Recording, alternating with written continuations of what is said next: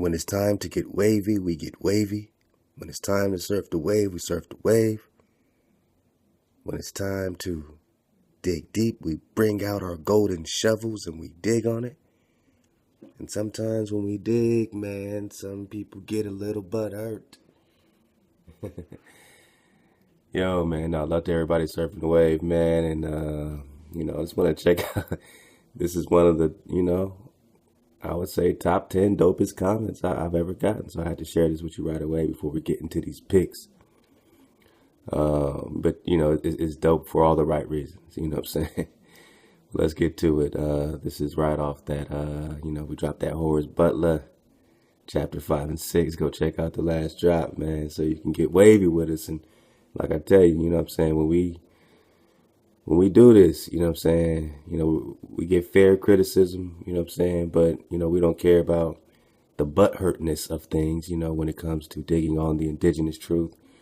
Some people that have been doing research for a long time or consider themselves OGs or elders or whatever the case is, think that they should not be questioned, that their research is umpteen years and they have this credibility and these, letters coming behind their name, or all these egotistic things that says, do not question my research, even though they're basing their entire premise on questioning research, on being scientific, using repeatable and observable science.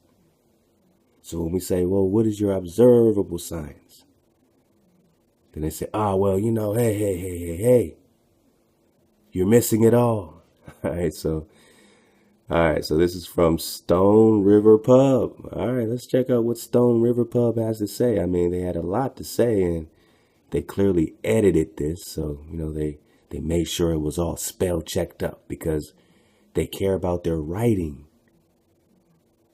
Some people are very particular, but this person seems like they really care about their writing, the credibility of their writing. Let's go. All right, so, we talked about, not making assumptions in order to come to their conclusion when we get to Atlantis and America and the indigenous truth. When we read Horace Butler's book and we keep being brought to the other side of the world, the other part of the plane, we know the agenda. We know what we're getting at. So without getting too much into it, because we got a lot to cover today that we're going to have a good time with. Digging into the house of Andrus, the Picts, so much of the connecting of the Pict land, back to the Saracen drop, back to the dumb Diversas. We're going to dig into the rulers of ancient Egypt and Nubia and how that connects to these kings lists, these ancient pharaohs. What does it mean? What does it mean with these Picts? What does it mean?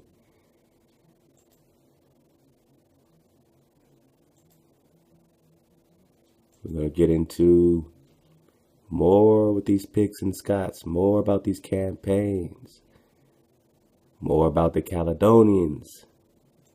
And yes, we will get into Calgacus, and all these, all these myths. But right back to this comment, man. Let's go.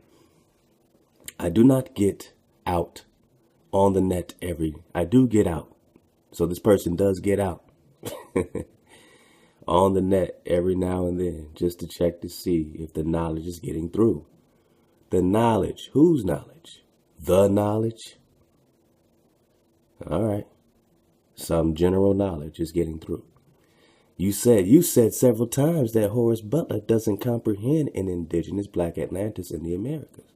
Okay. That's an error. Okay. If you listen to the Blog Talk interviews, you will hear Horace Butler explained that he actually found Atlantis. Really? Okay. And it has nothing to do with the non-existing land in the Atlantic. Okay. So there's not a sunken island. It has nothing to do with this sunken island. It has nothing to do with a non-existing land in the Atlantic. Okay. I mean, I don't see a link, any recon on that, but I guess there's an interview where Horace Butler's talking about how he found Atlantis. Okay. All right, Stone River Pub. I see you're a big Horace Butler fan. I see you editing your comment because you want it to be written well. Horace Butler fan, writer. Who is this Stone River Pub, man? Let's keep going. Let's keep going. And it has nothing to do with this non-existing island in the Atlantic. So somebody out there who loves Horace Butler and loves writing wants us to believe that there's a non-existing island out there, that nothing exists. And that this Atlantis, this black Atlantis in the Americas has nothing to do with all the sunken continents around it. That when the Most High said that in the days of Peleg was your earth divided, that has nothing to do at all with Atlantis in America. Knows exactly where black Atlantis was. I'm just reading this. From the 20 years of research of the ancient black histories of the Americas. All right, so this person wants you to know that Horace Butler has 20 years of research. All right, let's go. Horace Butler also, this person loves quoting Horace Butler. All right, so Horace Butler also for 7 years on Facebook. So this person knows that Horace Butler has been discussing something for 7 years on Facebook. This person knows a lot about Horace Butler, Stone River Pub. Explain the indigenous black Atlantis. Black Atlantis, like that's just, I'm getting a sense of ignorance in discussing black Atlantis. Is there a white Atlantis and a green Atlantis and a red Atlantis and a purple Atlantis? But the indigenous black Atlantis in the Americas that predated ancient black Egypt, which formed in the Americas, okay, as a people who say they originated in Southeast Africa at Punt. Hold that thought, defender of Horace Butler. You said Punt. I just happen to have a reality simulation up. It's just a reality simulation of a fellow researcher who apparently enjoys their research very well. And like I said, we're getting back into the Picts. We're getting back into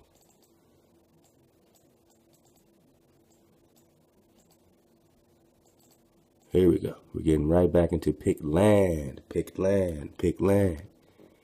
And, you know, we see that on the coast of Cali. We know this Khalifa. We know this islands over here. We got these Picts connecting right here. I mean, look. South America. Okay. Now over here we have so-called Africa. When this was all still connected, I guess, right? This is your Africa here. It's being called Venue. But let's go back to where America is. This is all South America. All right. Amazonia. Black Coast, Black Kingdoms. You're right.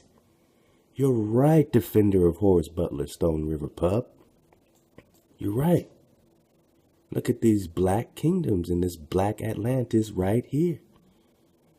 But are you sure it's not connected with the islands around it, so-called Lemuria and Atlantis?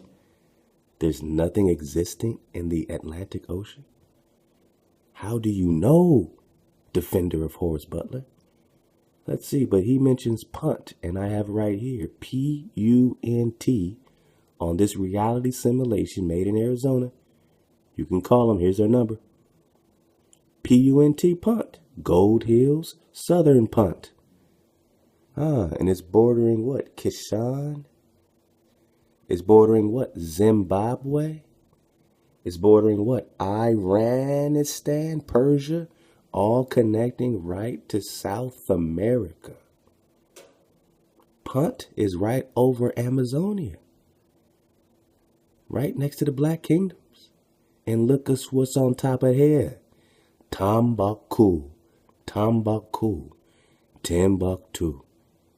A sister just left a comment. Yeah, you know, a lot of West Africans came from Timbuktu. And yeah, Timbuktu, all of it has origins here, including Kush, K-U-S-H, Kush, in their capital city, Meroe.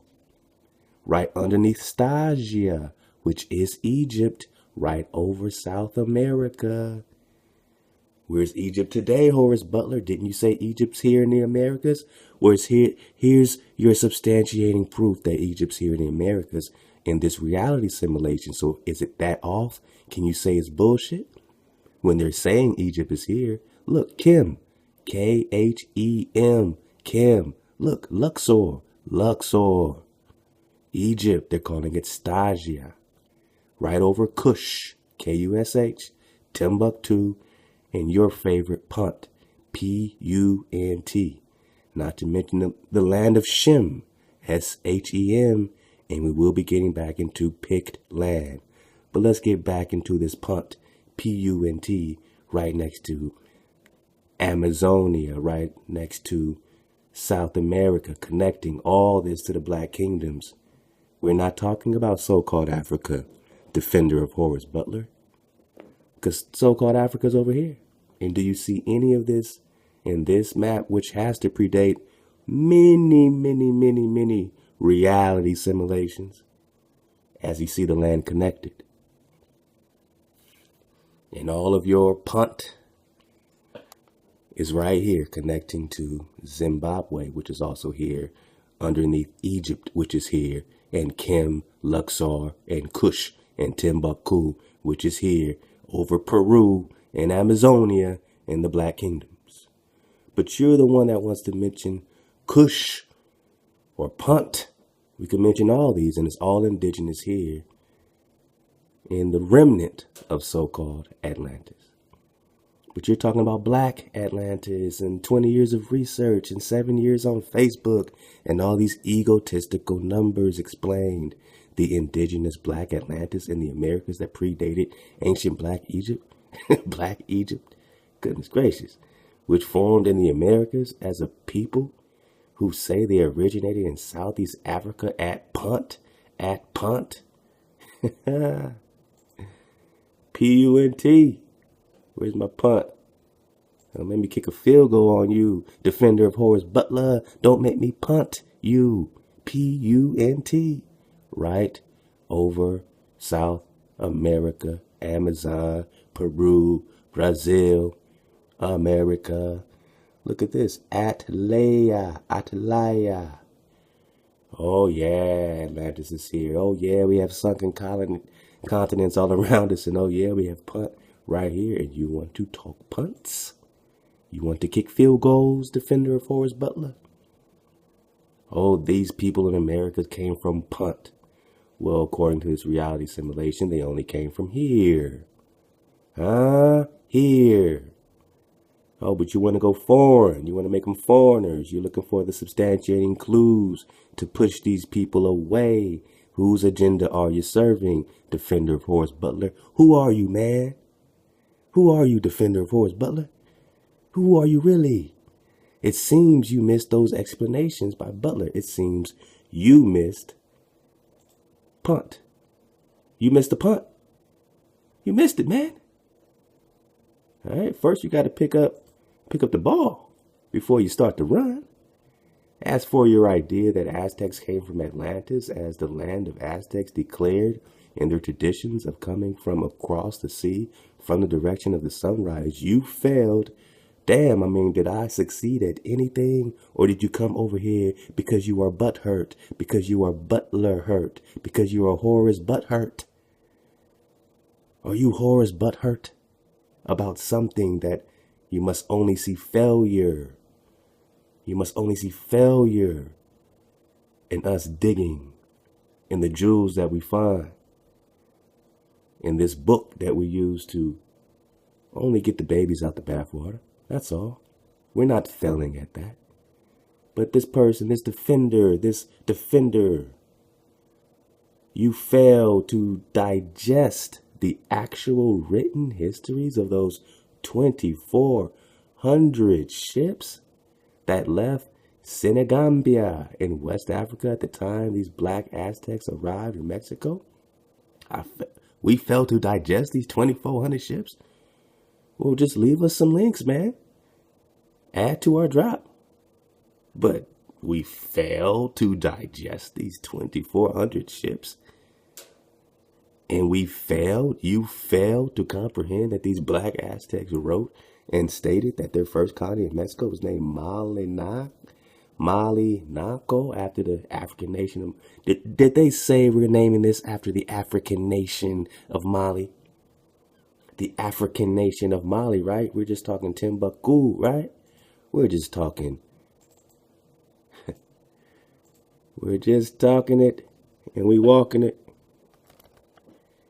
Timbuktu. All right. So when we check our origins, it seems that even when they put the origins over there, we still find them originally here. Ghana's right here. Timbuktu's right here. Your favorite punt that you keep missing is right here. Egypt, Amazon, Zimbabwe. We're just talking reality simulations, man. I mean, unless you want to tear down this research, which go ahead for it. But we're going to use the research that we're digging on. And please don't, fault us for that. I mean, we're not failing at getting these babies out just because you say that we're failing to comprehend that these black Aztecs are writing that the first colony of Mexico was named Malinaco.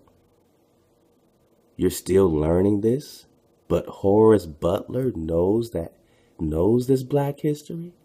Are you black, Horace Butler? Oops. I mean, let me not jump to conclusions about the defender of Horace Butler who seems butthurt. You're still learning this, but Horace Butler, in quotation marks, knows this black history. Are you black? Because I am not. And we are not. And over here is no hijacks allowed. And over here we are in another frequency.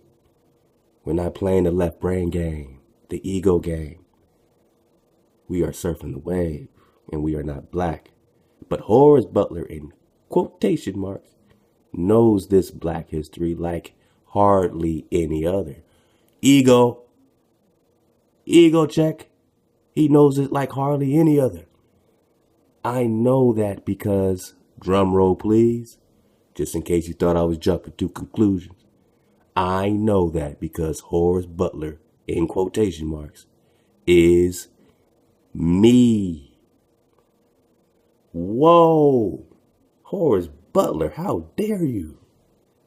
I am offended, Horace Butler, in quotation marks. I normally wouldn't do this, but I'm going to go ahead and call you Horace Butthurt. That you took the time to map out our failures and all the things we missed, yet left us no links, and you know that we like to dig on it. You see we got our own library, Horace Butler, in quotation marks. So I just said, look, Horace Butler, in quotation marks, stay tuned for the drop, man. And stay thirsty, my friend. Humility is just around the corner. Thank you for surfing the wave.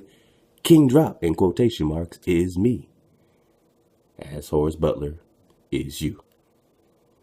All right, that's just an interesting comment. And I guess that means that, what we're doing, is being felt. You know what I'm saying? Sometimes it's being felt by even the author of the books that we're dropping. You know what I'm saying? And I told this Stone River pub, I bought your book.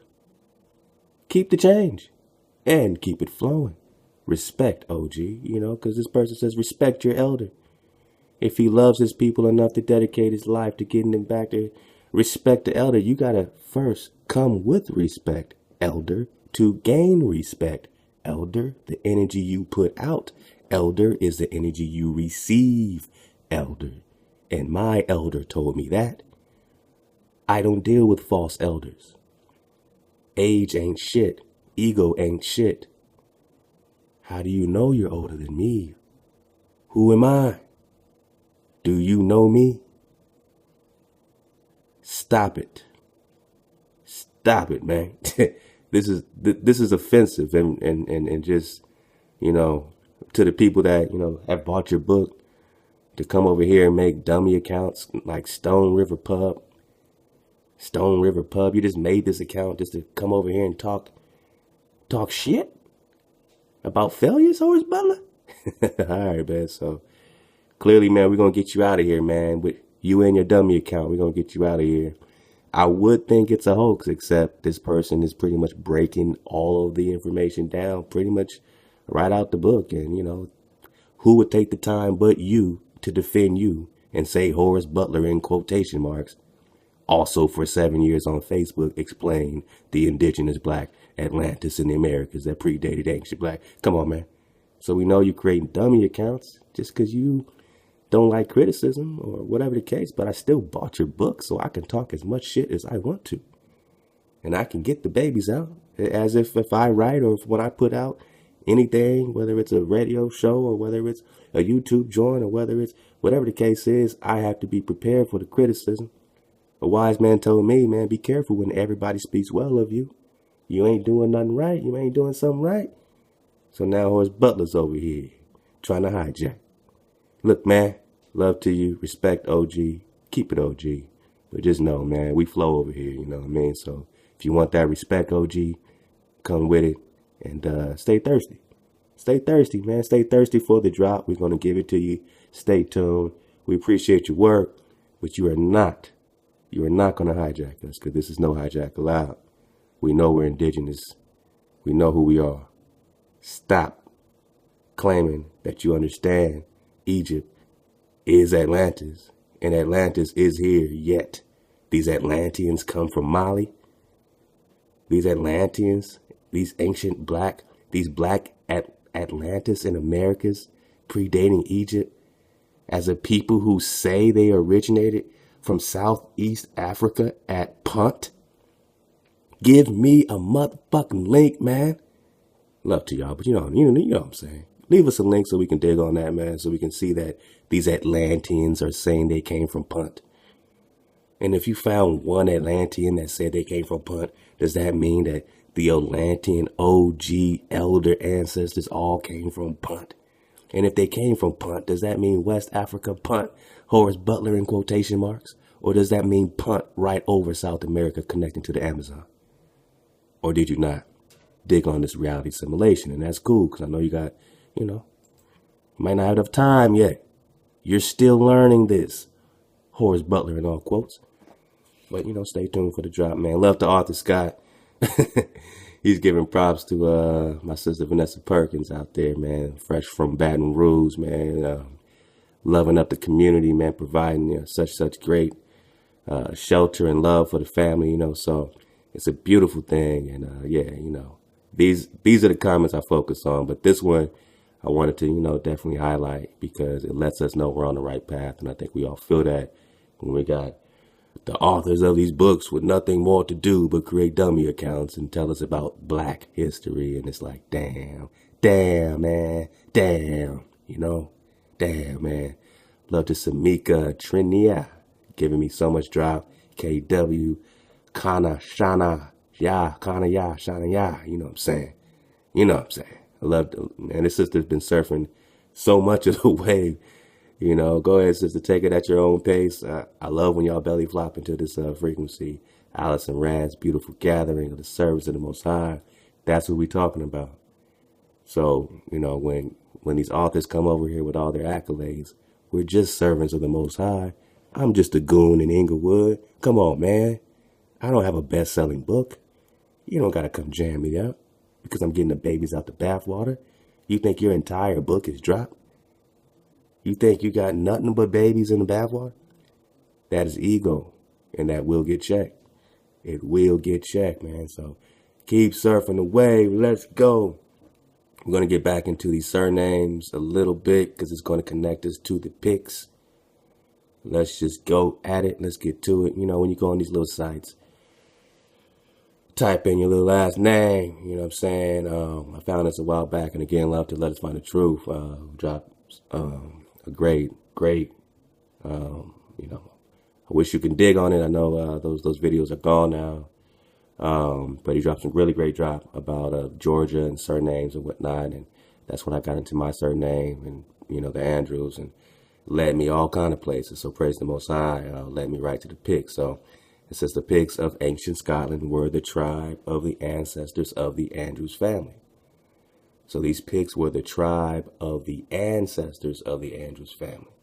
So the ancestors of the Andrus family were called Picts, not by themselves, but by their enemies.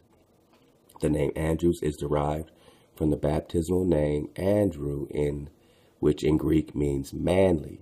The name was popular as both a personal name and a surname, likely because it was the name of Scotland's patron saint. In Gaelic, the name is Andrea, which again means manly. All right. So, you see this joint right here. You see the crest. All right. Again, we're getting to the indigenous truth. So you start seeing, these different types of crosses. And of course, we talked about, this cross possibly representing crossbones and something evil and dark. But then again, we find it representing, these royal houses that connect back to Jerusalem as well. So, we won't know until we talk to each, or really get the job from these people, or, but so much of this stuff is shredded in what they're calling mystery and mythology and all this kind of stuff. So it's very interesting. I would love to know how they break down this particular cross right here. The surname Andrews was first found in Caithness. All right, well, let's get to it. Let me click on the Picts right quick. All right, so the Picts were a mysterious warrior people. All right, so we're talking about Asia. All right, we're talking about Scotland, we're talking about Ireland, we're talking about Europe, we're talking about Asia. We know that we have that connection for sure with the Asiatics, with the, Russia, Rus, Clan Ross, all that stuff. So let's get back into it and connect it back over here. Because again, when we talk Picts, I'm bringing back my reality simulation. Because we're only talking about Pict land, Pictland. Now they're going to try to give you a Pict land basically over there in Scotland, which is also like another Pict land. But this seems to be the original one, because this is the one that goes back, according to this reality simulation, this research, all right, to when all this land is connected. And you see, this is your so-called Africa, and it's called Vendia, like India, Venya. All right. Remember Prester John of the three Indias. One India, two India. The third India is right there in America, right here. So we have everything connected. So we have our Pict land, right? My people, we have our Pict land. And remember the hijack. When we talk about this Egypt here. Remember that Thoth said he put a spell barrier on you. He said he put a spell. He said he raised his staff and put a slave vibration on the indigenous people in Kemet. On you here. Thoth Amon spell barrier. Even in this reality simulation, they're breaking down Thoth. Cutting off the land of no return. Wow, what is that? But we have Thoth Amon spell barrier. So what is popping, and why is Thoth spell barrier right here in South America, right underneath Zimbabwe and Punt, P-U-N-T? Hey, ain't that where these Aztecs say they came from? Ain't that where these Atlanteans say they came from, according to Horace Butler? Horace Butler is me. Horace Butler is me. But Horace Butler knows this black history like any other, like hardly any other. I know that because Horace Butler is me. Me. All right, man. All right. I'll stop. I'm going to respect my OG. All right. Pict land. So we're just talking about Pict land. So let's break it down into sections. We have all these. We have the otter, the panther, the cormorant, the wolf, the eagle, the sea falcon, the shriek or shrike, beaver, lion, all right, the crow, saber-tooth, the bear. How many? 1, 2, 3, 4, 5, 6, 7, 8, 9, 10, 11, 12. 12 tribes rocking with the Pict land. Now, I had to look this up, and I had to see what this reality simulation was really breaking down on the Pict land. We got a piece of this before. Let's get to it again. Sorry for all the gangster ass pop-ups, man. Gangster ass pop-ups. So you just got those 12 tribes, right? So let's see how these 12 tribes are connecting. And again, we connected this before. Remember, we're talking about the Picts, mysterious warrior people of ancient Britain. According to tradition, the Picts migrated from the shores of Brittany around 15th century BC. But we have the Picts over here, right? We have the Picts here, so we know they ain't covering all these truths. They ain't covering it all, but let's go. So these Picts migrated from Brittany, so-called Brittany. All right, they sailed northward to Ireland, but were refused permission to settle there by the ancient kings of that land. However, the Picts were granted permission to settle the northeastern part of Scotland on the condition, listen up, 12 tribes, right? On the condition that each Pictish king marry an Irish princess, thus providing the Irish with a colony whose rulers were of royal Irish blood. So so they let, according to this story,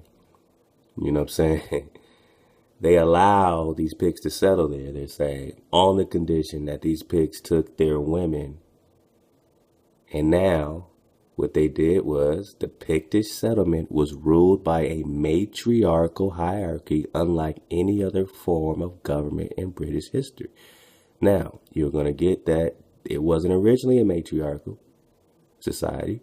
It was based on the fact that these Pictish kings had to marry Irish princes, their women, to settle there, so thus providing the Irish with a colony whose rulers were of royal Irish blood.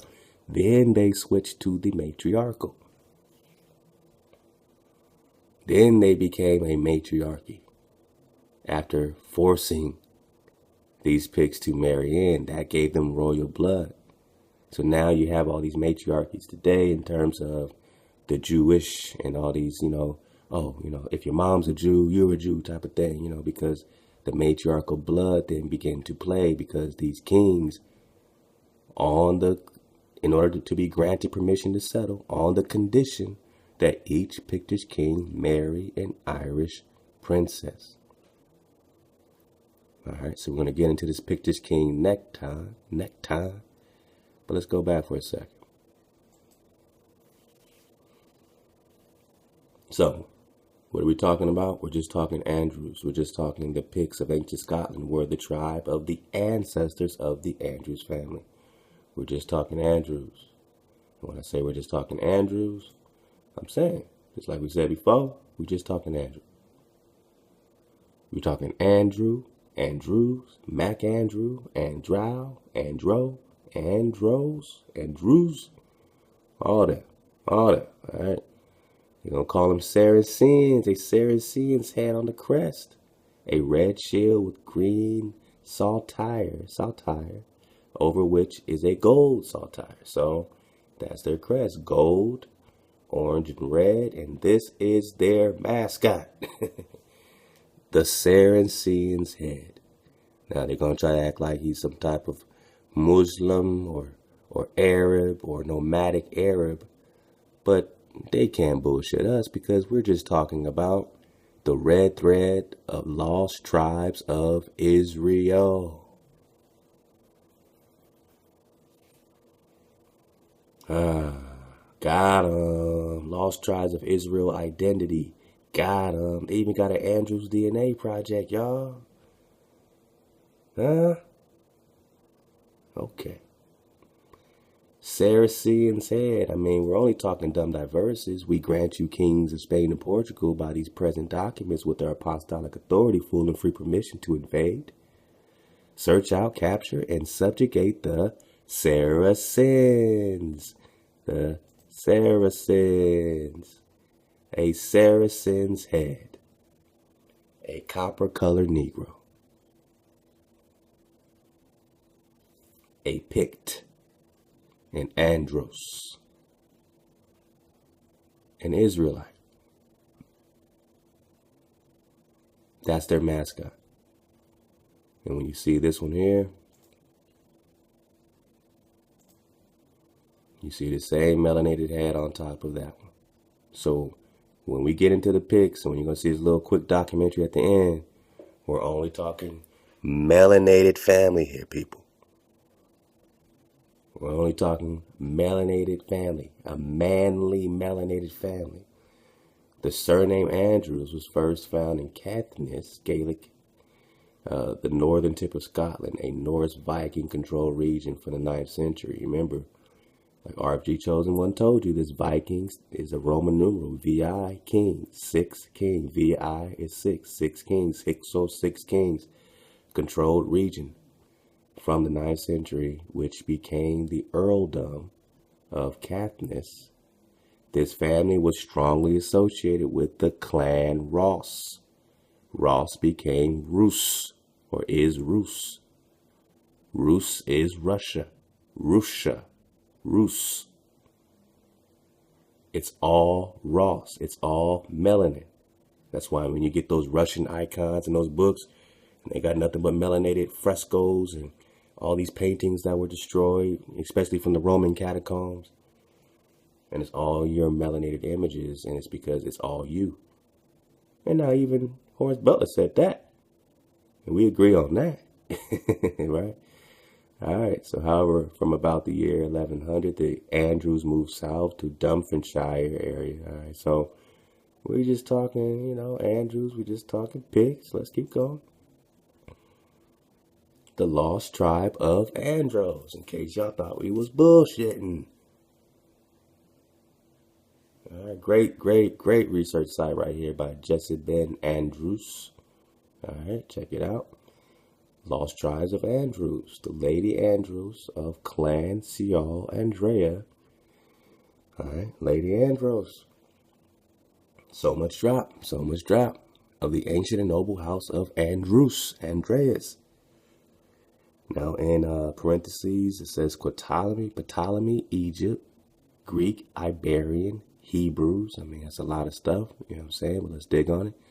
Whose family named the Andros Island, Greece. Aegeo, Andros, Greek towns, British Isles of Man, Andros Island, California. Wait a minute. California, Pict land, 12 tribes. Oh man, people, this is too much fun. Because when you get into Cali and the Black Californians and Khalifa and Prester John, how can we connect to Prester John? Come on. We got to connect this to Prester John immediately.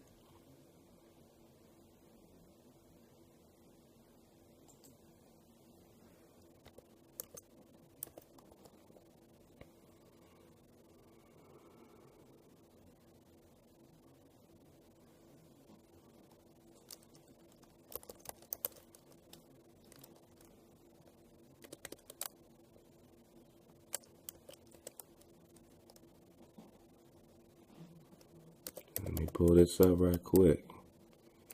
I want to get into this Prester John, this great link we had up in our research with Prester John's connection to Alexander the Great.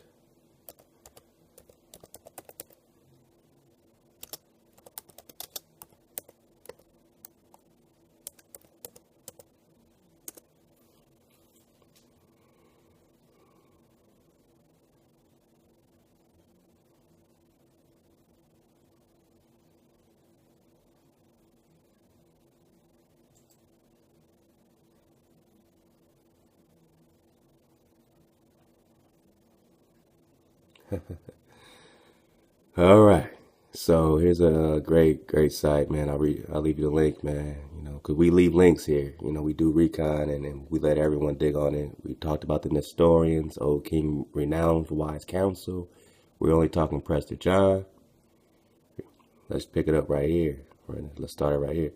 However, in the Middle Ages, it is not known where Prester John lived, and adventurers went looking for him. In the 13th century, Marco Polo identified Prester John with the Khan of the Carrier.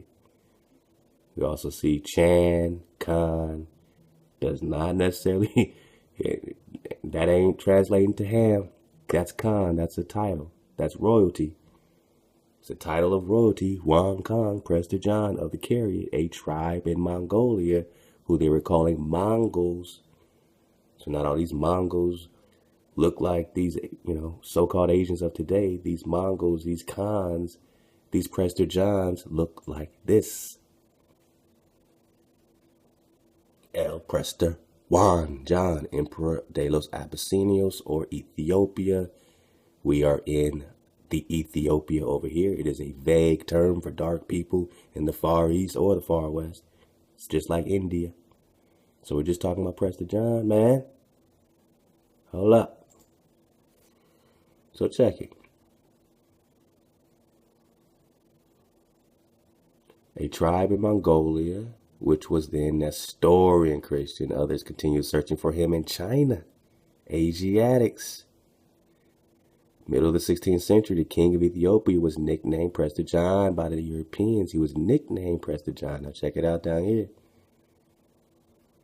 Whatever the facts were, it is important to stress that according to the Hebrew letters of Prester John, there is no doubt that he lived in India. It was not known which India, right? There's three, and America is one of them. If it was not known until then, probably because experts in the subject concentrated on retracing the medieval search for Prester John, thus disregarding the geographical facts appearing in the letters and failing to analyze the Hebrew letters with the necessary care. The Hebrew letters of Prester John. Whatever the facts were, it is important to stress that according to the Hebrew letters of Prester John. All right, this ain't Prester John 18, but don't make me go there, man. All right, so we're talking about a Hebrew and Israelite king. We're talking about Lebna Dango Dewit. He's called David, King David. So we're talking about King David. You know we got those timelines. You know how they pushed our timelines all over the place. So yes, dig on those drops where you're clearly showing that, everything after the 900s is what apparently seems to be sticking. So a lot of what they said is in the BCs did not happen in the BCs. I don't know if our elders all know that. Nah, man, let's go. You know me, man. But if it didn't happen in the BCs, and if it did happen in the 900s or 1100s or 1200s, and this Prester John could easily be the King David, the King Solomon. And there is no doubt they're saying he lived in India or a India. But we're just talking about the Hebrew letters of Prester John. Now, how does that refer to Alexander the Great? The romance of Alexander and Prester John. One of the subsubjects is, in the study of the letters of Prester John, is their relationship with the romance of Alexander, the story of Alexander the Great. The story of the adventures and conquests of Alexander the Great was well known in Hellenistic times.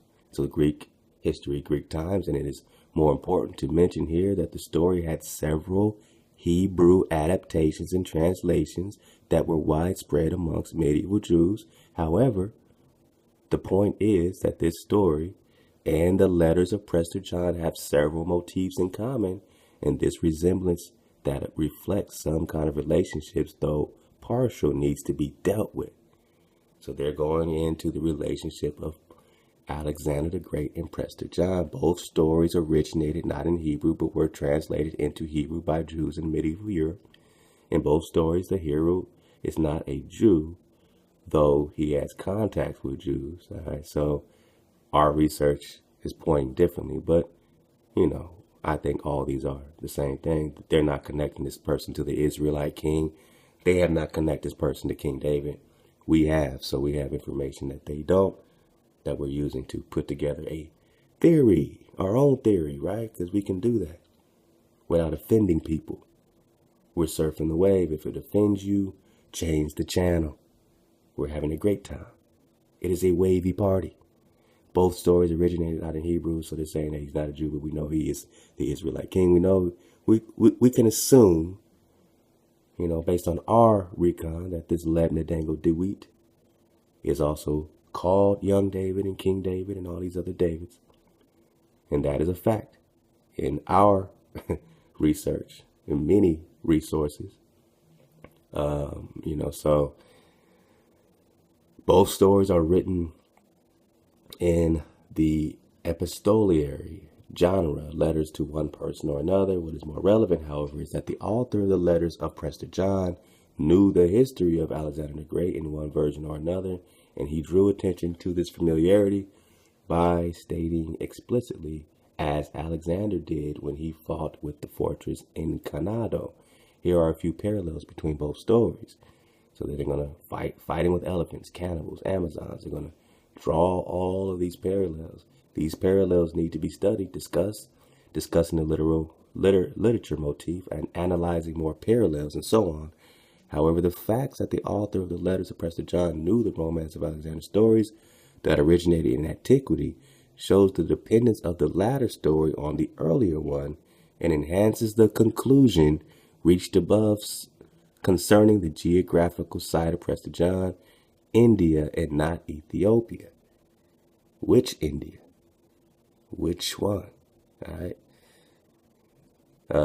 Right, so we're going to go more into the European origin of letters of Prester John. All right, so, man, I want to dig, I haven't got all the way in it yet, but I want to dig more into some of the, these other conclusions that are being reached.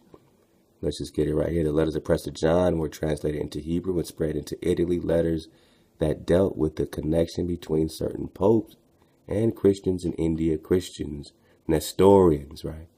Old kings renowned for wise counsel, wise kings, Solomon kings, who were well acquainted with Jews or were Israelites, who, unlike their contemporaries in Europe, were not persecuted. Not only was India considered as a wonderful or wonderland in that era with exotic unknown animals, black Christians, right? King David, they're calling a Christian.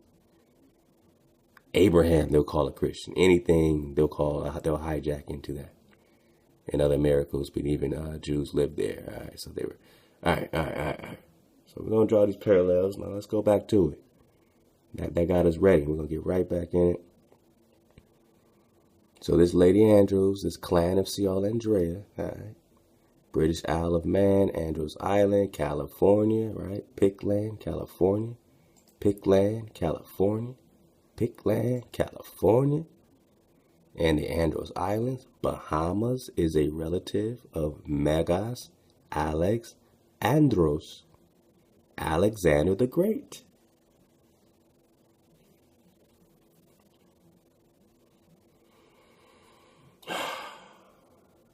So, the Picts of ancient Scotland were a tribe of the ancestors of the Andrews family. And this Lady Andros right here in a separate source. All right. Relative of Alex Andros, Alexander the Great, who is a relative of Alex Andros Ptolemy X of the Hyksos. VI 5-6 kings, Hyksos, pharaohs of Egypt's 15th dynasty. You remember, how they say that there were these shepherd kings ruling Egypt, or these Israelites that were ruling Egypt. And now we see this relative of these Israelites. Now we're going to get into this Pharaoh's daughter situation. We'll get into it in a minute. I believe it's this one or another link that we'll get into, discussing this connection with Pharaoh's daughter, or who they are calling the wife of Moses. And this family of Andros and Clan Ross and Rus, again, Russia. Moses is all over the place. Moscow is Moses. Moshe. Moscow is Moses. So if Moscow is named after Moses, then we know we're just talking Moses. And how does that connect into these Hyksos pharaohs of Egypt? Let's keep going.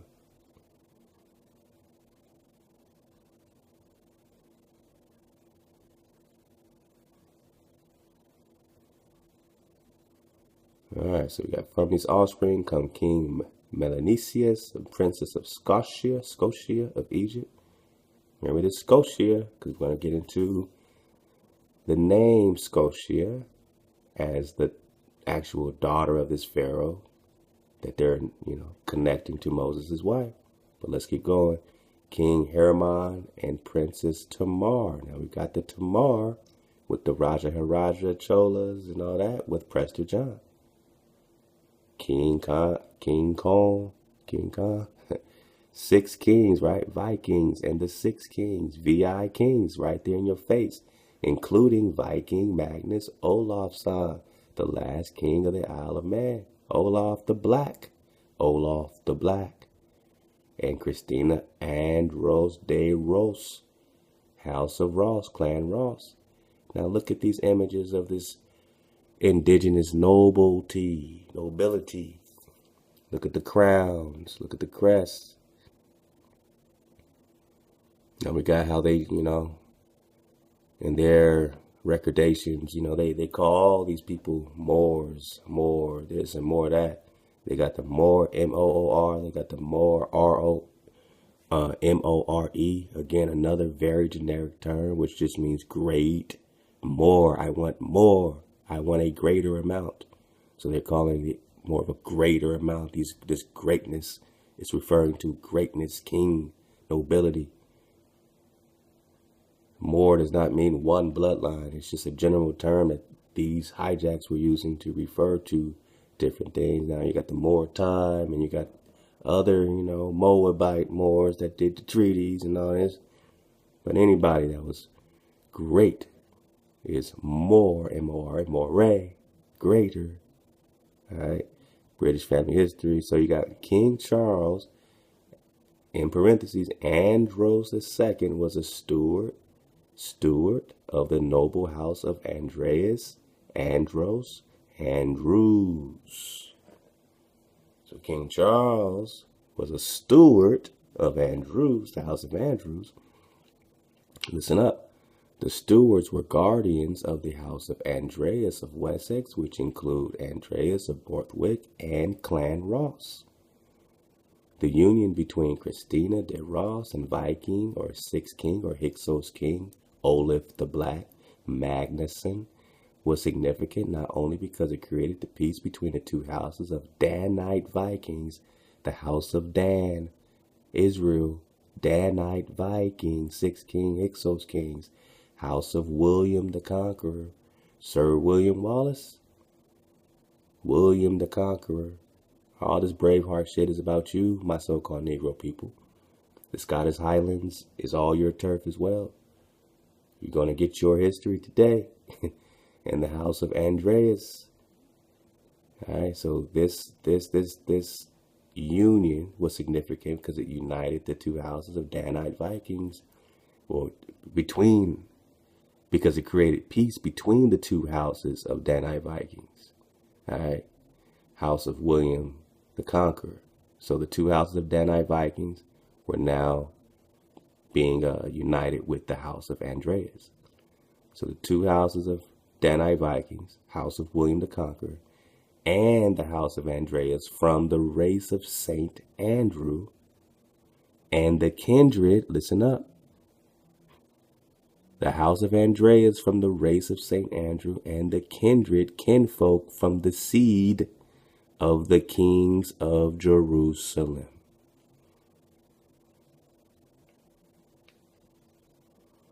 So according to this researcher here, Jesse Ben Andrus, this is a correlation that is connected with Andrus, and the kings of Jerusalem. Of course, we understand, like we overstand. All right, the Picts of ancient Scotland were the tribe of ancestors of the Andrews family. The Picts, tribe of ancestors of the Andrews family. So, if we're connecting the race of St. Andrew, Andreas, Clan Ross, House of Andros, the Picts, are the kindred or relatives or ancestors or family or seed of the kings of Jerusalem. but it is also allowed Andros, to marry outside of Siol Andreas. The two houses, Siol and Dan, resisted the Roman rule north of Hadrian's Wall in 120 AD, and again at Kiev, Andrus, 1200 AD. Are these different things or the same? Which was the northern tip of the religion, where Western religion ends between atheist, Greek Orthodox. All right. So again, we're just talking of Clan Ross, Kiev, Rus. Oh wait, let's go back here. So we're talking about these Khazars for a second. Let's get to these Khazars. This is from the writers of tripwatch.com. It shows that the Rus, R-U-S, were part and parcel with the Franks, it's in Normandy, in forming the Knights Templars.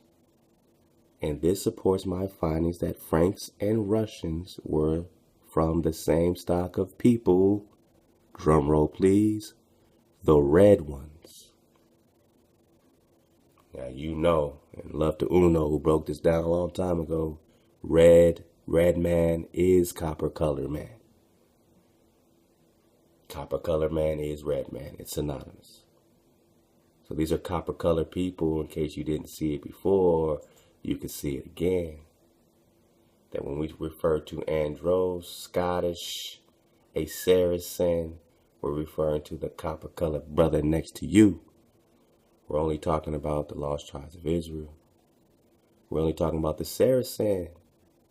We're only talking about the dumb Diversas. We grant you kings of Spain and Portugal by these present documents with our apostolic authority, full and free permission to invade you, Negro, search out, capture, and subjugate the copper color man and woman, the copper color race. The copper color race, the Picts, the warriors, the painted, the ancient ones, the Picts from the Pictish wilderness, the Picts. Y'all know I love this, man. Y'all can feel it. I love this because praise the Most High. It's all in front of you. And the house of Andreas, Andrus, copper color race, Andrus, from the race of St. Andrew and the kindred of the kings of Jerusalem. The Israelite kings, Prester John.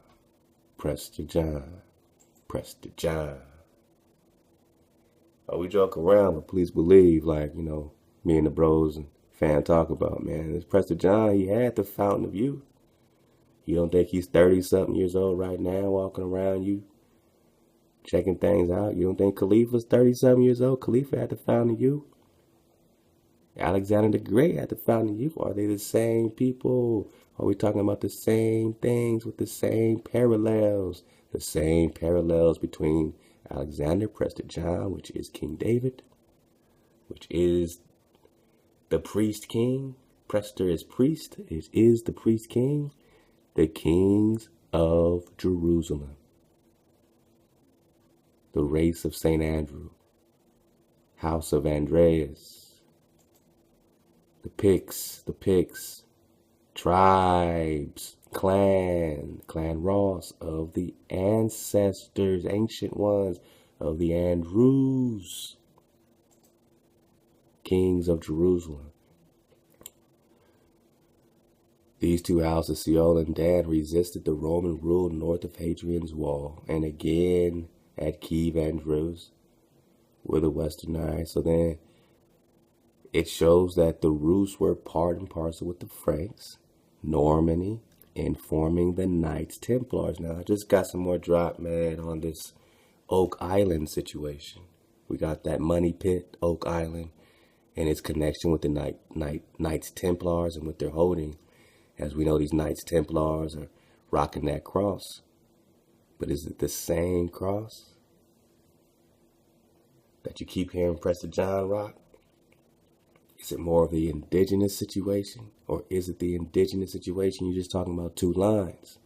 You don't think these people over here in Atlantis knew about two lines going parallel and perpendicular? But these Christians started rocking it just to find those that were rocking indigenously, the north, south, east, west, the true north, true south, true east, true west. And they hid something in that money pit, man. I think there's something there for you, so-called Negro, in that money pit in Oak Island that they keep drilling and drilling and drilling and drilling. What does that have to do with the Knights Templars? And since now you know that these Roos are Clan Ross, and the Knights Templars didn't look nothing like you saw in Indiana Jones. They were melanated, copper-colored people that looked just like this. They said they had the Holy Grail. They had all the drop. We're going to get some more drop out, Horace Butler's book, man, because he got, some drop on Sarah Califia, Sarah Califia. He didn't want to mention that. I broke some of that down. But all right, let's go. So the word Saracen, referring to this copper color, House of Andrus, kings of Jerusalem. These are the kings that they took out. We grant you, kings of Spain and Portugal, by these present documents with our apostolic authority, full and free permission to invade these kings of Jerusalem, search out these kings of Jerusalem, capture and subjugate the Saracens, these kings of Jerusalem, and pagans, right? We called them heathen, they called us pagan, and other unbelievers in our hijack, enemies of Christ. They only went to the lands that weren't down with the hijack, which means they found you, wherever they may be, as well as their kingdoms, Prester John, duchies and counties and principalities and other property, and to reduce their persons, to reduce the kings of Jerusalem, to reduce these copper-colored people, these Saracens, to reduce these people in Picts land, 1, 2, 3, 4, 5, 6, 7, 8, 9, 10, 11, 12 tribes. See that? That should be Utah right around there. You have northern clans, southern clans, Clan Ross, northern clans, tribes, southern tribes.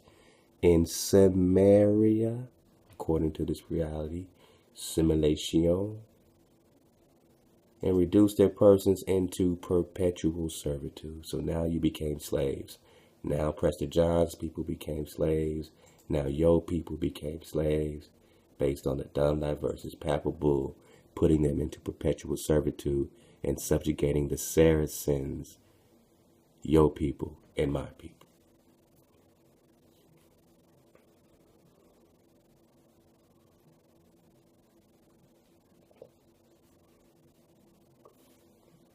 Yeah, we got to vibe to that sometimes.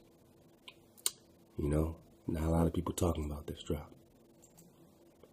So the Roos were part and parcel with the Franks normally in forming the Knights Templar, and this supports my findings that the Franks and Russians were part of the same stock of red ones. Red man, copper color man, because red is the copper color man. Don't you know he's red and ruddy? Ain't he ruddy to you? Let's get a little bit more of this. Kiev, Rus, land of Rus, Clan Ross, Rus, and the princess of Rus, in parentheses, Ross, lived in Kiev, Russia, until the Mongol hordes invaded, and the princess paid tribute and intermarried to keep the peace. The invaders stopped in Russia in 1242 to surprise the Western religion in Islam. All right, so I'm going to Persia, some other joints, but let's just rock with that. So we got these Picts. Let's jump into the Pictish wilderness. And this goes along with this reality simulation that we've been digging on all this time, explaining Pict land now. It's going to break down Egypt. It's going to break down Pict land. Let's go, man. We just surfing away. Don't mind us for being wavy. The Pictish wilderness, or Pict land, is the last remnant. Pict land is the last remnant. All right, so even this reality simulation is telling you, breaking it clear down, that this Pict land, this California, these California blacks are the last remnant of the great uncivilized West.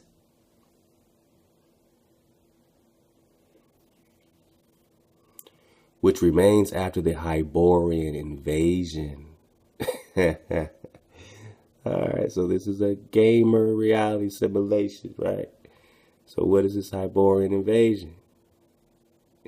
It seems that they were invaded, hijacked, and they were fighting and scrapping, and they were the last remnant.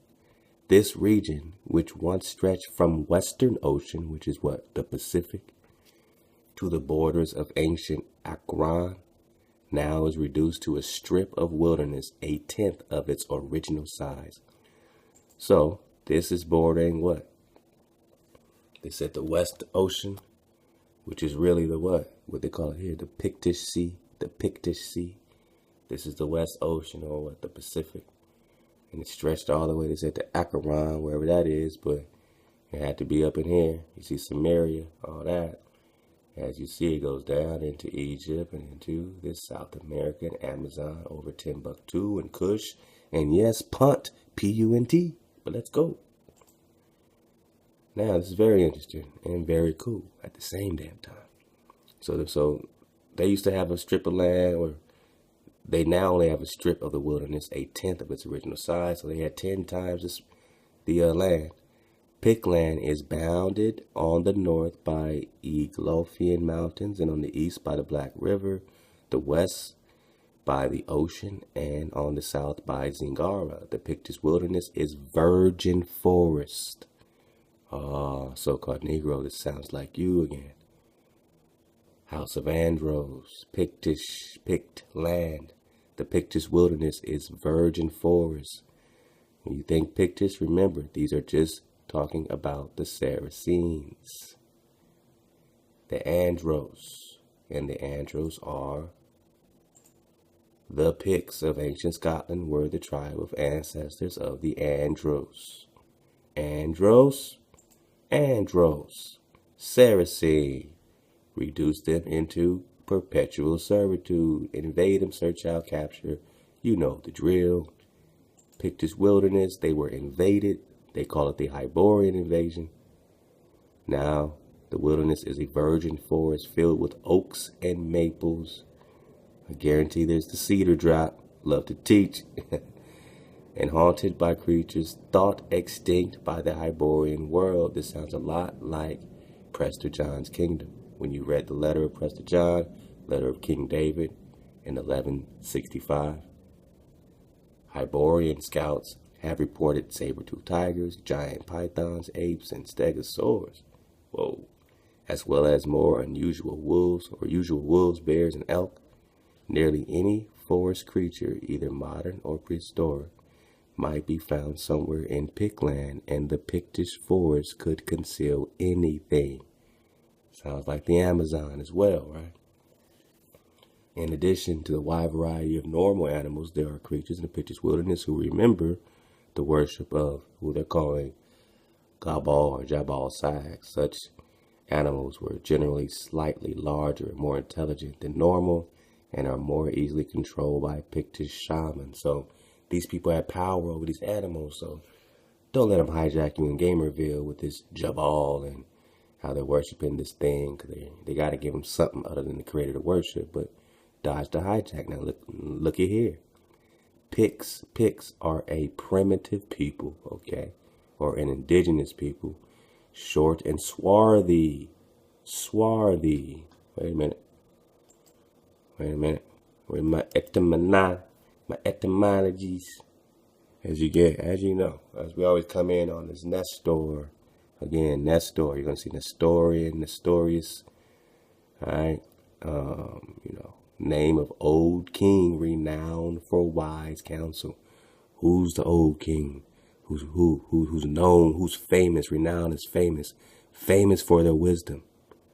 What king do you know famous for being wise? Famous. That means it popped up right away. Wisdom of Solomon. Press to John. Let's go.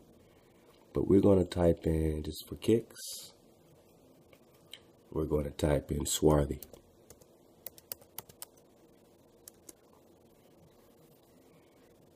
Swarthy, adjective, dark colored, especially of skin. 1580s unexplained alteration of swarthy in 1570. All right, swarthy. Black person. Black, dark color, especially of skin. Dark skin. Hella dark. Dark. Dizark. All right? Get it? You get it? Picts. They're always going to give you picts. Look at this pick. Picts. Look at the dark swarthy head on top of the Andros crest, because they are Picts. Picts. Primitive people, short and swarthy. All right. Don't let them play with you. But you see that dark, all right? So we know that Picts are dark skin, dark, so-called Negro people. Do they come from Africa? Or do they come from Pict land? Sitting right here in Black California.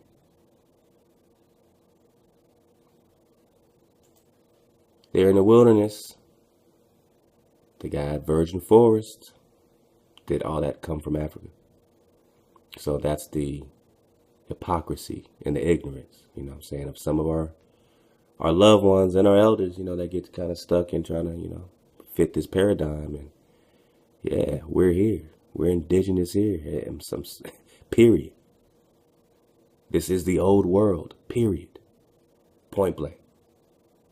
Picts are primitive, short, and dark. Alright.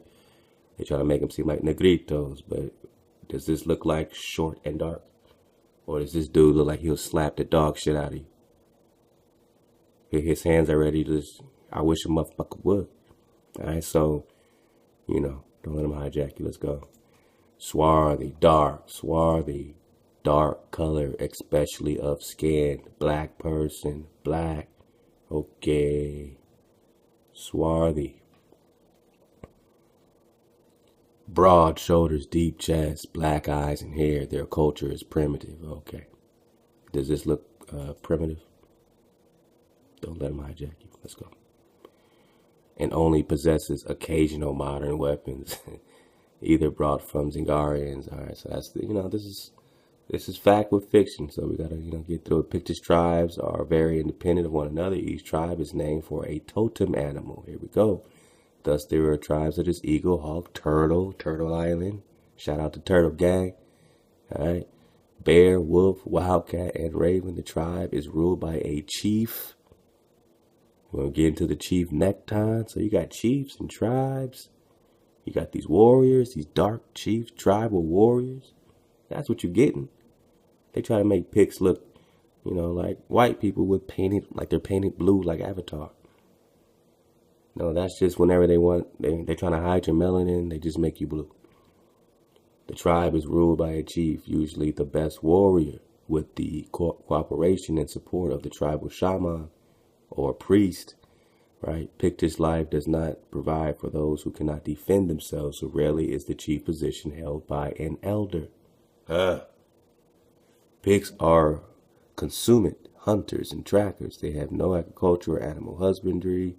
Their dinners are brought in through their hunting skill alone. So, you know, they're going to make them hunters and this and that. But we got what we needed. We understand that they're the last remnant of the great uncivilized West. And they had 10 times the space before they were invaded on. Let's check out this link. This is from ancient.eu/Picts. The Picts were a people of northern Scotland who were defined as a confederation of tribal units whose political motivations derived from a need to ally against common enemies. They were not a single tribe, nor necessarily a single people, although it is thought that they came originally from Scandinavia as a cohesive group. All right. Come on, man. You gotta love it. Since they left no written record of their history, or was it all destroyed? It's always funny when they say y'all left no written record of nothing. But you also see that they have gone way out of their way to hide this shit. This is not in any history that you're going to read discussing these dark, swarthy people. Oh, these people were swarthy with broad shoulders and deep chests. Swarthy. These people were dark colored. These Saracens were dark colored, swarthy, copper colored, red man, ruddy. What are we getting at? What does it mean? But here's what you need to know about these swarthy Israelites. They were not a single tribe, nor necessarily a single people. All right, so they left no written record according to this hijack, Joshua J. Mark. But let's get the babies out. Who is known, all right. Since they left no written record of their history, what is known of them comes from later Roman and Scottish writers, from images. So, of course, it's going to be biased. Just like they called you savages, you're going to keep getting these savages, bloodthirsty savages. Because they was whooping up on Roman ass. The whole Roman Empire was getting their asses kicked by these clans that were connected to Clan Ross. You know, look up the Jacobite Rising. All right? All that against King James. All that against the Roman Empire. All that is you, these Picts. Dark, swarthy Picts. Dark, swarthy Picts. House of Andros. Dark, swarthy Picts. House of Andros. Dark, swarthy Picts. House of Andros. What? House of Andreas, from the race of St. Andrew and the kindred of the kings of Jerusalem. The red ones. The Knights Templar, land of Rus, which is Ross, which is Russia. They call them Mongols. Oh, but they always call us Mongols, right? They always call us Mongols. Where do we get that? The Hebrew letters, they always call us Mongols. In the 13th century, Marco Polo identified Prester John with the Khan of the Cariad, a tribe of Mongolia. They were first mentioned as Picts by the Roman writer Eumenius in 297, who referred to the tribes of northern Britain as Picti, the painted ones. So it just meant these were painted indigenous warriors. All right. Well, when they went to war, they were painted up, ostensibly because of their habit of painting their bodies with dye. The origin of the name has been contested by modern scholarship. However, it is probable they refer to themselves as some form of Pect, the word for the ancestors. So these people were referred to as the ancestors. So Pict only refers to the ancestors. So when they try to make them anything but dark, that makes no sense at all, does it? That the ancestors or the ancient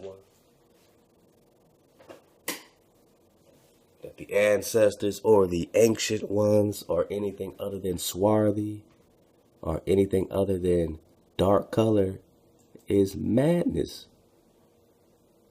right? That they came and they took down anything other than dark people and put them into perpetual servitude on their own land that even our elders try to get us out of. But it's madness, right? Because you know it's all about these swarthy, deep-chest people who are the last remnant of the great uncivilized West Pictland. Let's keep it going. This is a dope link. I'm just going to leave it because it's going to break down the Dalriata and a lot of correlation. You know what I'm saying? We might be able to come back and get some of this. All right, but then it keeps going back into the no written sources of the Pictish language have survived, and a few words of Agam do not amount to much. Among these few words, Mak or Mac suggests the Gaelic son of rather than the Welsh. All right, so we're going to get into the versions of the Pictish Kings list. Analysis of 7 surviving versions of the Pictish Kings list is inconclusive, but recent scholarship is suggesting that the Picts may have spoken an earlier form of Q Celtic. All right, so let's get into this Kings list. Running out of time. Gotta go fast. List of rulers. List of kings.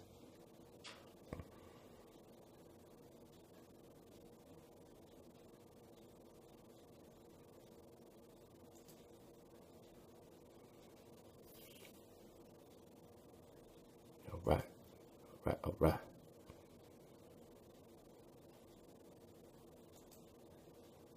List of kings of the Picts. The list of kings of the Picts is based on the Pictish Chronicle Kings list. These are late documents and do not record the dates when the kings reigned. The various surviving lists disagree in places as to the name of the kings and lengths of their reigns. A large portion of the list not reproduced here belongs to the Caledonian or Irish mythology. So what is this Caledonian about? We're going to have to touch on that very quickly. But the Pictish kings ruled in northern and eastern Scotland. 848 tradition records the replacement of the Pictish kingdom in the kingdom of Alba, although the Irish annals continued to use Picts for true for half a century. The kings' lists are thought to have been compiled in early 8th century, probably 724, placing them in the reigns of the sons of Durle, Bride, and Nectan. All right, so right quick, you got this kings list here. Early kings, they started at 300. All right, so, you can check this out. You can look it up. It's very interesting when you get to this Nectan here. Son of Edip was a king of the Picts. King's list supply a number of epithets or epithets for Nectan. All right. So Nectonius the Great, Wirp's son, the king of all provinces of the Picts, offered to Saint Brigad Bridget to the day of judgment, Albernethi, with his territories. Now the cause of the offspring was this: Nectanius, living in a life of exile when his brother Dres expelled him to Ireland, begetted Saint Bridget to beseech God for him, and she prayed for him and said, if thou reach thy country, the Lord will have pity on thee. They shall possess in peace the kingdoms of the Picts. All right, so we're going to get into this little Nectan. That's Nectan. Let's get to another Nectan.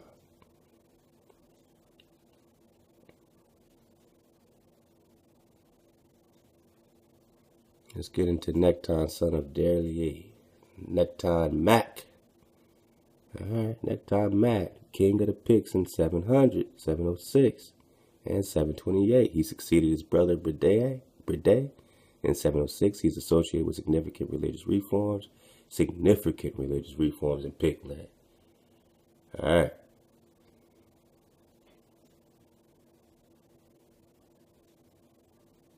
So they're saying that he is the son of Deri, should be identified with the Nectan, son of Darga, mentioned in the Annals of Ulster in 710. Now what you're going to find is this right here. This is what I want. Now, it has been suggested that St. Andrew's sarcophagus was commissioned by Ongus to hold Nectan's remains. So this king of the Picts was put in St. Andrew's sarcophagus. Although it is more generally supposed that the sarcophagus was for Ongus himself, Nectan's attachment to St. Peter may have led later chroniclers, writing in a period when St. Andrew's was of far greater importance, to have emphasized 9th century kings who had supported the cult of St. Andrew's, right? Now he's in the cult of St. Andrew's, when you're reading right here that this race of St. Andrew and the kindred of the kings of Jerusalem. So this particular, researcher is calling these kings of Jerusalem a cult. Well, we've been called a cult before. I mean, I guess when you separate, that's what it is. I mean, let's see. Cult. Worship. Also, a particular form of worship. Care, labor, cultivation, culture, worship, reverence. Originally tended, cultivated.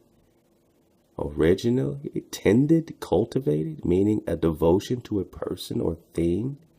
Oh, that's from 1829.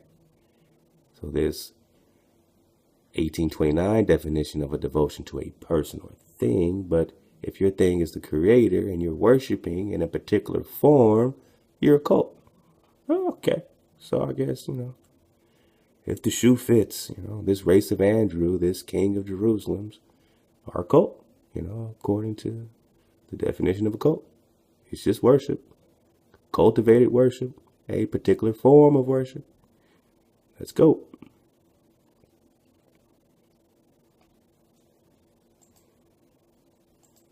So, the cult of St. Andrew's, the specific worship, the specific form of worship of these kings of Jerusalem, which is to the creator. They are kings of JeruSalem.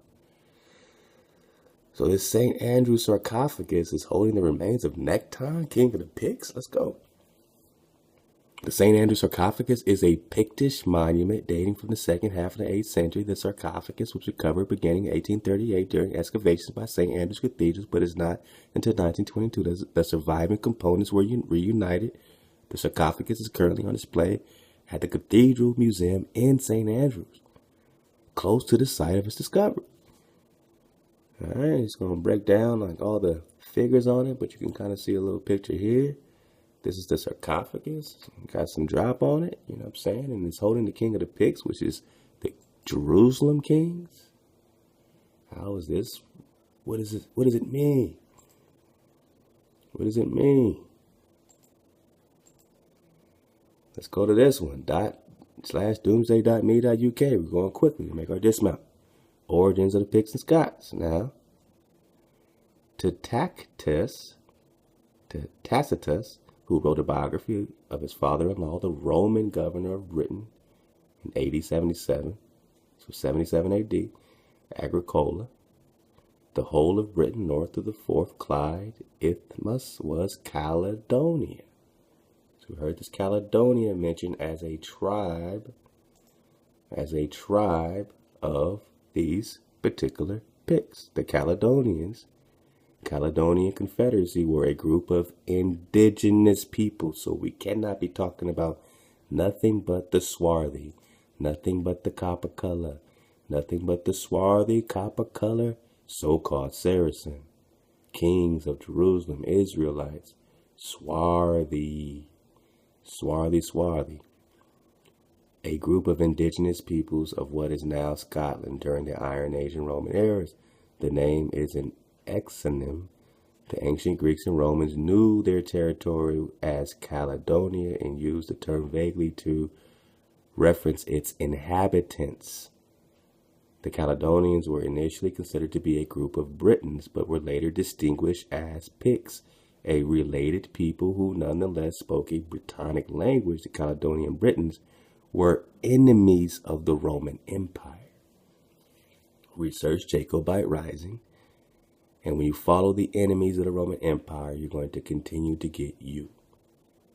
You were giving them hell during this Hadrian's Wall, Jacobite Rising. World War I and World War II was still about dropping bombs on Picts in Europe. It was always about fighting and destroying indigenous people. Who? Indigenous people what?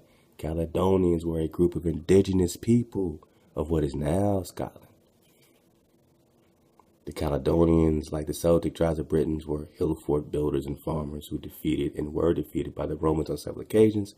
The Romans never fully occupied Caledonia, so they never got the drop on these Picts fully, though several attempts were made. All right, so nearly all the information available about the Caledonians is based on predominantly Roman sources, which may suggest bias. Bang! which may suggest bias. Boom. So this Caledonia, however, Tacitus never calls the inhabitants of the country Caledonians, only Britons, even though we're just talking about Picts. The geographer Ptolemy, writing in the mid-2nd century, but apparently using data gleaned around the time of Agricola, lists the Caledonians, Caledonii, as just one of several tribes living beyond the Isthmus. So, although the whole country was called Caledonia, the Caledonians were but one tribe inhabiting the country. So this person says Dios Casillas, discussing events in northern Britain in 197, says there were two main principal races of Britons, the Caledonians and the Maite, and the names of the other have been merged into these two. The Maite live next to the cross wall, which cuts the island in half, and the Caledonians are beyond them. We're talking about multiple tribes of Israelites, who they're calling Picts. All right, and this is what these different Julius Caesar, having had a relatively easy task. So Julius Caesar says that these Picts are primitive and use only two foes as yet half naked. Use only two foes as yet half naked, like Picts. Ammianus Marcellinus, writing about the so-called barbarian conspiracy in 367, says at the time of the Picts divided into two tribes. Northern and southern tribes. Two tribes called Decaladones, and Dicaladones, or Verturiones. All right, I don't know about these names. Y'all look them up. Y'all see them? Y'all look them up. I'm leaving all these links. As well as Atecoti, a warlike race of men, and Scots were ranging widely and causing great devastation. All right, so we'll keep hearing about these Scots. All right, quick. I know I'm running out of time, and I want to get this last bit of drop.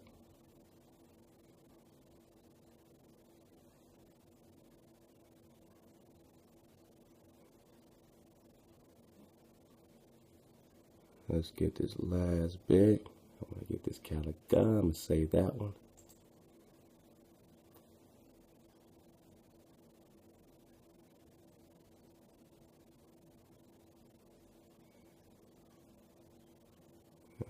Oh yeah, okay. I just had to keep going.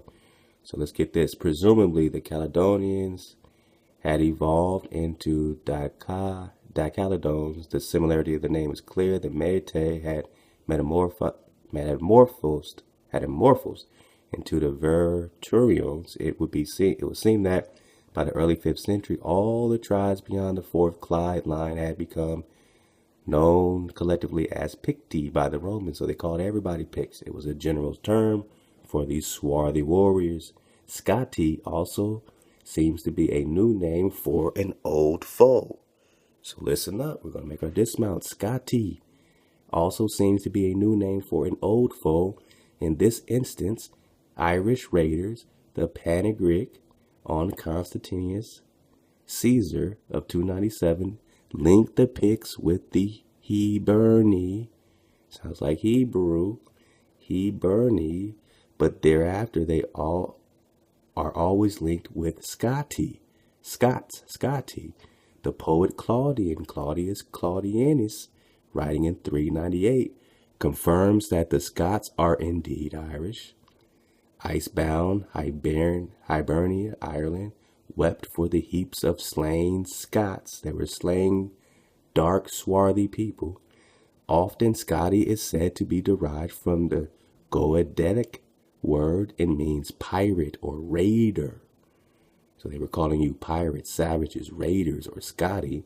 But listen up, here we go. Here's the drop. But this is a speculation only. According to one legend, the Scots were named from Pharaoh's daughter, Scata, wife of the man who led their forebears from Egypt at the time of Moses. So Scotland, Scotty, could mean pirate or raider, but this is a speculation only. According to one legend, the Scots were named from Pharaoh's daughter, Scata, Pharaoh's daughter Scata, wife of the man who led their forebears from Egypt, out of Egypt, at the time of Moses. So who led these people, these Scots, these Clan Ross, these Andros, these Picts, these Israelites, these kings of Jerusalem? Who led these kings of Jerusalem out of Egypt? Remember, we're just talking about Andros. We're just talking about the lost tribes of Andros. And when we hear noble house, Lady Andros, noble house of Andros, Ptolemy, Egypt, Greek, Iberian, Hebrews, whose family name Andros, Greek, California, who is a relative, Alex Andros, Ptolemy the 10th of the Hyksos, or 6 kings or Viking pharaohs of Egypt in the 15th dynasty. And I said, it's interesting that Lady Andros is a relative of these Hyksos, these Israelite pharaohs in Egypt's 15th dynasty. And how is that 15th dynasty linking up with this Scoti? Or, according to one legend, the Scots were named from Pharaoh's daughter. Is that linking up with the 15th century? Scata, wife of the man who led their forebears from Egypt at the time of Moses. Moses. Moscow is Moses. Moscow. Moses. Russia is Rus. Ross. Clan Ross. It is the Picts. The copper color Picts of ancient Scotland were the tribe of ancestors of the Andrews family. We're only talking about Prester John. So as we make our dismount, I know we covered, quite a bit very fast. We're going to get back into the sarcophagus drop. We're going to get into this cow goose. And right quick, let's see if we can get a little bit of this. Couple minutes, Picts, history, and heritage. I'm kind of going to go right here, skip right into it. Let's go. In fact, the term Picti was first coined by the Roman poet Eumenes in 297, more than 2 centuries after Calgacus is first mentioned. And the people to whom the term Picti was applied by the Romans never used this term to refer to themselves, or even began to think of themselves collectively as Picts, probably until the end of the 7th century, long after the Romans had left Britain for good.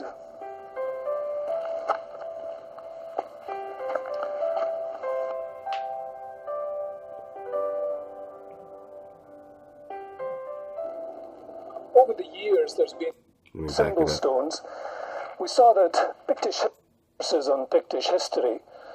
Calgacus bursts onto the scene as the first Pict in history. So he's calling Calgacus the first Pict. Listen up. If you were to believe some of the more popular sources on Pictish history, Calgacus bursts onto the scene as the first Pict in history. In 87, at the Battle of Mons Graupius, he defends his territory against the invading Roman army. At the Battle of Mons Graupius, he defends his territory against the invading Roman army. If you were to believe some of the more popular sources on Pictish history, Calgacus bursts onto the scene as the first Pict in history.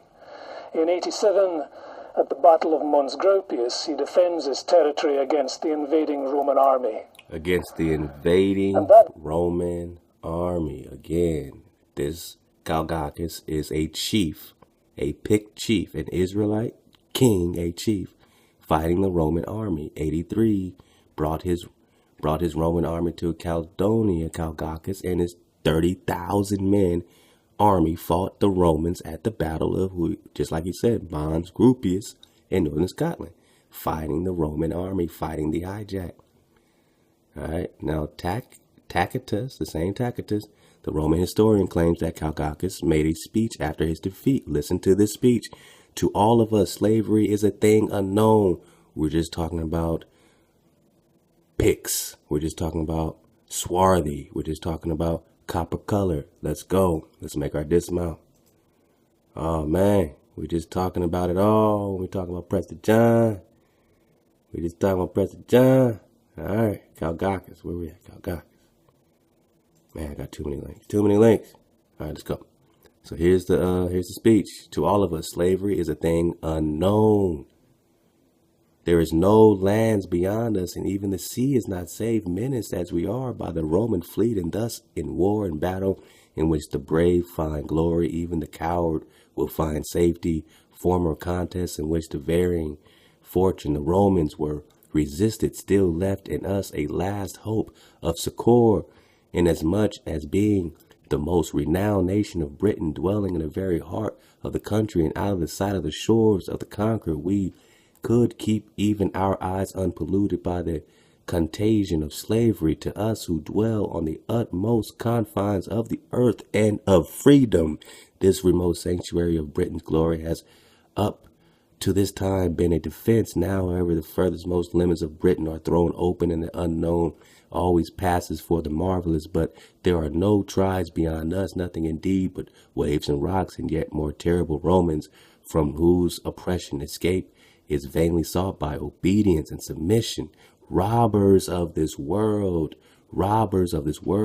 having by their universal plunder exhausted the land, they rifle the deep. If the enemy be rich, they are rapacious. If he be poor, they lust for dominion. Neither the east nor the west has been able to satisfy them. Who? The Romans. Edom. Alone among men they covet with equal eagerness poverty and riches. To robbery, slaughter, plunder they give the lying name of empire. They make a wasteland and call it peace. So just through robbery and slaughter and plunder, they give the lying name of empire. They say they're an empire because they are robbing it and slaughtering and plundering. They say, oh, we're an empire. We're the Roman Empire. Robbers of the world. Robbers of the world. What did the Pope say? What did the dumb Diversas say? What did the Papal Bull say? Pope Nicholas? What are we talking about? The Roman Empire. What did they say in 1452? We grant you, kings of Spain and Portugal, by these present documents with our apostolic authority, full and free permission to invade, robbers, invade, search out, capture, subjugate the Saracens, pagans, and other unbelievers and enemies of Christ, wherever they may be, as well as their kingdoms, duchies, counties, principalities, and other property robbers, and to reduce their persons into perpetual, forever slavery. And this is why you're a slave today, so-called Negro. Because of the robbers. Because of the robbers of the world. So now we got to stay up. And now we got to suit up. And we will choose up. I love y'all.